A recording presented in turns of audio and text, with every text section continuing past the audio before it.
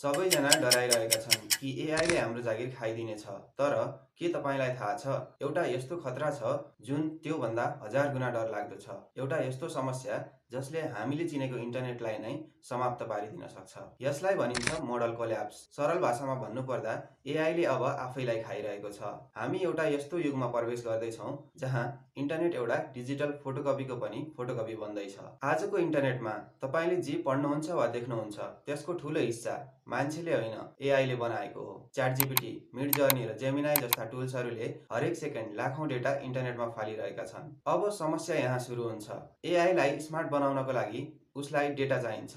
पहिले पहिले एआईले मान्छेले लेखेका किताब, ब्लग र रिसर्च पेपरबाट सिक्थ्यो। तर अब इन्टरनेटमा मान्छेको डेटा सकिँदैछ र जताततै एआईको डेटा भरिएको छ। यसलाई बुझ्न एउटा उदाहरण हेरौँ। सोच्नुहोस्, तपाईँले एउटा सुन्दर तस्बिरको फोटोकपी गर्नुभयो। त्यो ठिकै देखिन्छ, तर अब तपाईँले त्यो ओरिजिनल तस्बिर फालिदिनु भयो र फोटोकपीबाटै अर्को फोटोकपी निकाल्न थाल्नुभयो। केही समयपछि के होला? तस्बिरको गुणस्तर घट्दै जान्छ, रङहरू हराउँछन् र डिटेलहरू मेटिन्छन् र अन्त्यमा एउटा अर्थ नलाग्ने कालो धब्बा मात्र बाँकी रहन्छ। मोडल कोल्याप्स ठ्याक्कै यही हो। यसलाई टेक्निकल भाषामा रिकर्सिभ ट्रेनिङ भनिन्छ। जब एउटा एआई मोडलले अर्को एआई मोडलले बनाएको सिन्थेटिक डेटाबाट सिक्छ, उसले बिस्तारै वास्तविकता बिर्सन थाल्छ।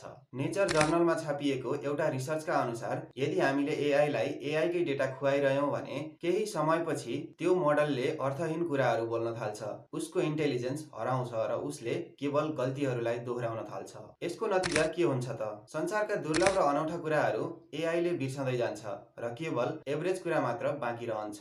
एउटा एआईले गरेको सानो गल्तीलाई अर्को एआईले सत्य मानेर सिक्छ र त्यो गल्ती इन्टरनेटभरि डढेलो झैँ फैलिन्छ। हामीले सोचेका थियौँ एआई झन् स्मार्ट हुँदै जान्छ, तर सत्य यो हो कि यदि हामीले उसलाई मान्छेको मौलिक डेटा दिन सकेनौँ भने एआईले बिस्तारै डिजिटल पागलपन अर्थात् डिजिटल डिमेन्सियाको शिकार हुनेछ। तपाईँलाई लाग्ला यो त भविष्यको कुरा हो, तर यो सुरु भइसकेको छ। इन्टरनेट बिस्तारै एउटा डेडलोकमा फस्दैछ।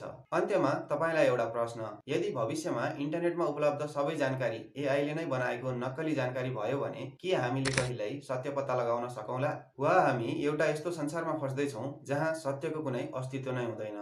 तपाईँलाई के लाग्छ? आफ्नो विचार कमेन्टमा लेख्नुहोला।